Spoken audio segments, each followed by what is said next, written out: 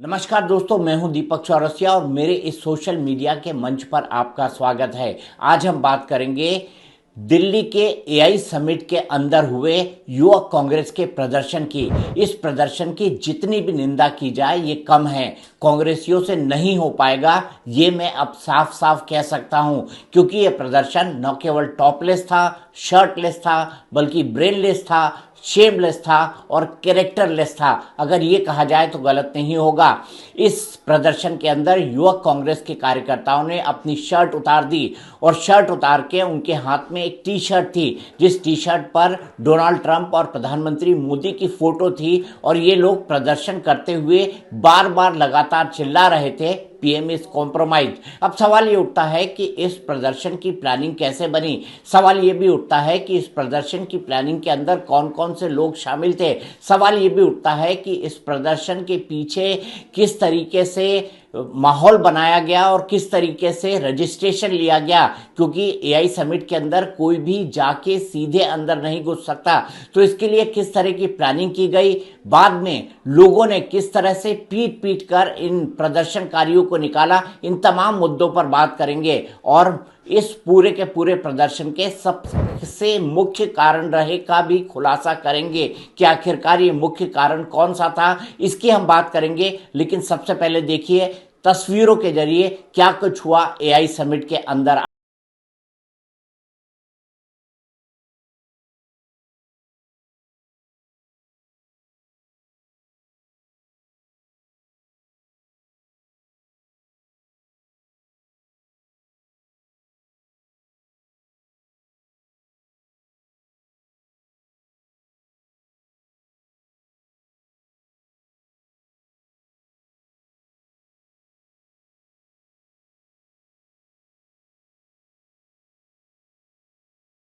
के भारत मंडपम के अंदर दुनिया भर की टेक कंपनियों और कई देशों के राष्ट्राध्यक्षों और मंत्रियों के साथ एक एआई समिट चल रहा है। इस एआई समिट यानी आर्टिफिशियल इंटेलिजेंस की इस समिट का मकसद भारत को आर्टिफिशियल इंटेलिजेंस यानी एआई की दुनिया में एआई की फील्ड में दुनिया का सुपर पावर बनाना है। आपको पता है इस फील्ड में अभी तक अमेरिका और चीन सबसे आगे हैं, ये कहा जाए तो गलत नहीं होगा। लेकिन भारत इस दिशा में अपने कदम बढ़ा रहा है और भारत न केवल इस दिशा में खुद कदम बढ़ा रहा है, बल्कि वो पूरी दुनिया को साथ लेकर चलना चाहता है। इसीलिए भारत मंडपम में इस विशेष समिट का आयोजन किया गया, जिसकी जिम्मेदारी आईटी मंत्रालय के पास है और आईटी मंत्रालय इसकी जिम्मेदारी उठा रहा है। लेकिन इसी बीच क्या होता है, इसी बीच 20 तारीख को जो है वो दिल्ली मंडपम के इस हॉल के अंदर 12:30 बजे लगभग 1 दर्जन के आसपास युवक कांग्रेस के कार्यकर्ता घुसते हैं। अब आप ये सोच रहे होंगे कि इस एआई समिट के दौरान युवक कांग्रेस के कार्यकर्ता बिना पास, बिना एक्रेडिटेशन कैसे घुस गए। तो चूंकि एआई समिट के अंदर जाने के लिए सबसे पहले रजिस्ट्रेशन करवाना होता था, तो एआई समिट में जाने से पहले इन तमाम यूथ कांग्रेस के कार्यकर्ताओं ने अपना ऑनलाइन रजिस्ट्रेशन कराया। ऑनलाइन रजिस्ट्रेशन कराने के बाद ये क्यूआर कोड की मदद से अंदर घुसे और जब ये अंदर घुसे तब इन्होंने अपने कपड़ों के ऊपर जैकेट पहन रखा था, स्वेटर पहन रखा था और जो टी शर्ट जिसके अंदर डोनाल्ड ट्रंप और प्रधानमंत्री मोदी की फोटो थी और जिसको प्रदर्शित करके वो बार बार नारे लगा रहे थे कि पीएम इज कॉम्प्रोमाइज, और वो इंडो यूएस ट्रेड डील के संदर्भ में बातें कर रहे थे। उस टी शर्ट को उन्होंने स्वेटर और जैकेट पर उल्टा पहन रखा था।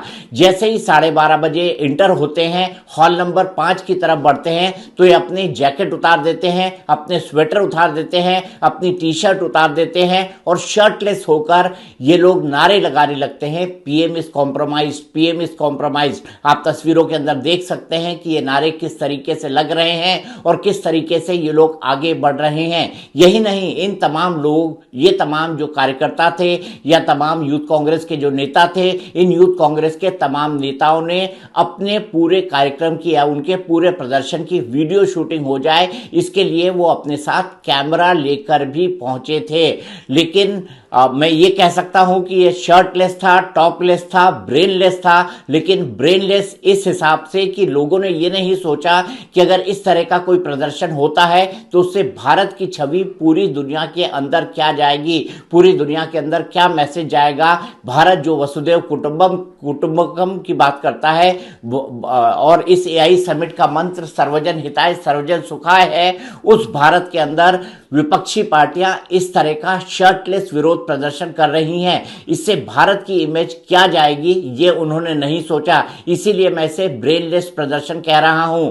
लेकिन इस प्रदर्शन से पहले इसकी एक बहुत गंभीर प्लानिंग की गई थी, उस प्लानिंग का भी मैं खुलासा करूंगा। लेकिन इसके बारे में यूथ कांग्रेस के नेता जो है वो क्या कहते हैं ये मैं आपको बताऊंगा। यूथ कांग्रेस के जो नेता हैं वो उदय भानु छिब, उनका ये कहना है कि किसानों के हितों के साथ कॉम्प्रोमाइज किया जा रहा है, इसके अलावा भारत के हितों के साथ समझौता किया जा रहा है। युवाओं को अगर बेरोजगार होकर धकेल दिया गया है तो ऐसे में ये बेहद महत्वपूर्ण हो जाता है कि हम प्रदर्शन करके अपनी आवाज सरकार तक पहुंचाएं।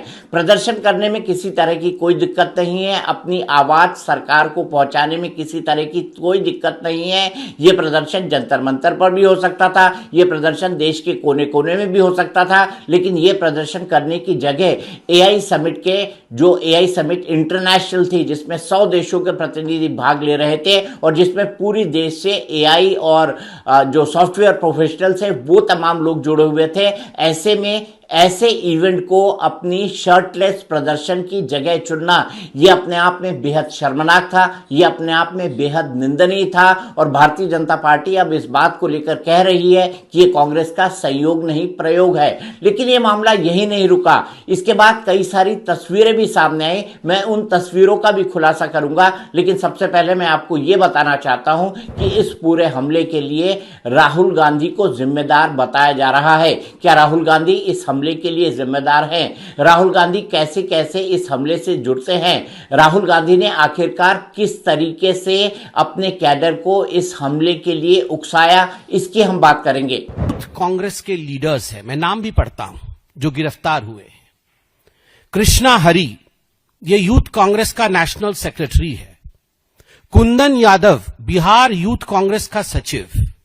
अजय कुमार, उत्तर प्रदेश यूथ कांग्रेस का उपाध्यक्ष है। और नरसिम्हा यादव यूथ कांग्रेस का नेशनल कोऑर्डिनेटर है। मैंने ये 4 नाम और उनका पद इसलिए बताया क्योंकि पद देखिए, कोई सचिव है, कोई अध्यक्ष है। ये छोटे कार्यकर्ता नहीं है, ये बड़े कार्यकर्ता हैं और बड़े पदों पर आसीन कार्यकर्ता हैं कांग्रेस पार्टी के। और ये रैंडमली या इसी प्रकार अंदर घुस गए हो अफरा तफरी में, ऐसा नहीं हुआ है। पूरे रिसर्च के साथ हम यहां आए हैं। इन कार्यकर्ताओं ने अपना रजिस्ट्रेशन कराया। रजिस्ट्रेशन करने के पश्चात, रजिस्ट्रेशन पहले कराया, आज नहीं कराया, रजिस्ट्रेशन पहले कराया, बार कोड प्राप्त हुआ इन्हें। बार कोड लेकर ये अंदर घुसे, एक डिजाइन के साथ अंदर घुसे, जिसमें इन्होंने उल्टा टी शर्ट पहन रखा था, दिख नहीं रहा था टी शर्ट पे क्या लिखा है। और अंदर जाके ये एक तरह से टॉपलेस हो जाते हैं, अपने कपड़े उतार देते हैं और उसके साथ प्रोटेस्ट करते हैं। ये प्लानिंग कहां बनी थी? ये कोई सड़क चलते हुए यूथ कांग्रेस के किसी लीडर ने ये प्लानिंग नहीं बनाया। ये राहुल गांधी, सोनिया गांधी और प्रियंका वाड्रा की मौजूदगी में राहुल जी के निवास स्थान पे ये प्लानिंग किया गया था। ये प्रयोग है, ये संयोग नहीं है। तो यहां पर आइए ये समझ लेते हैं कि आखिरकार राहुल गांधी इस पूरे के पूरे प्रदर्शन के लिए कैसे जिम्मेदार हैं। आखिर राहुल गांधी वो शख्स हैं जिनके चलते ये पूरा का पूरा प्रदर्शन हुआ है। राहुल गांधी से जुड़े लोग सीधे तौर पर इस प्रदर्शन के अंदर शामिल हुए हैं और उनकी न केवल तस्वीरें निकलकर सामने आ गई हैं, बल्कि अब ये कहा जा रहा है कि ये वही लोग हैं जो कभी राहुल गांधी के साथ भारत जोड़ो यात्रा के अंदर चला करते थे। तो ये तमाम लोगों के बारे में मैं बात करूंगा और मैं आपको ये भी बताऊंगा कि किन 3 कारणों से राहुल गांधी इस प्रदर्शन के लिए जिम्मेदार हैं। सबसे पहली बात है, राहुल गांधी ने एआई के इस पूरे के पूरे सम्मेलन को एक बेहुदा पीआर स्टंट बताया था। इसके चलते उनके कार्यकर्ता उत्तेजित हुए। इसके अलावा राहुल का करीबी ही इस पूरे मामले का सूत्रधार है, जिसका नाम नरसिम्हा यादव है। इस नरसिम्हा यादव के बारे में भी मैं आपको बताऊंगा।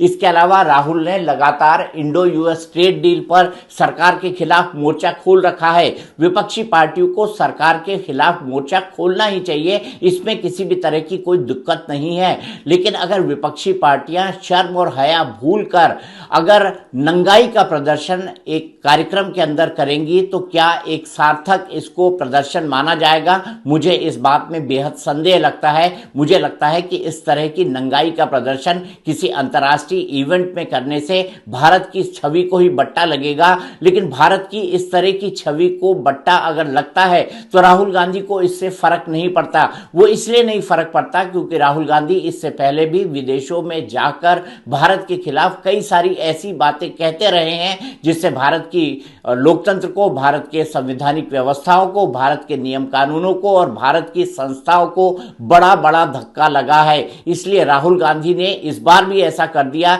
इसको लेकर किसी को कोई संदेह नहीं है। तो आइए पहले मुद्दे पर आ जाते हैं। राहुल गांधी ने एआई समिट को पीआर स्टंट बताया था।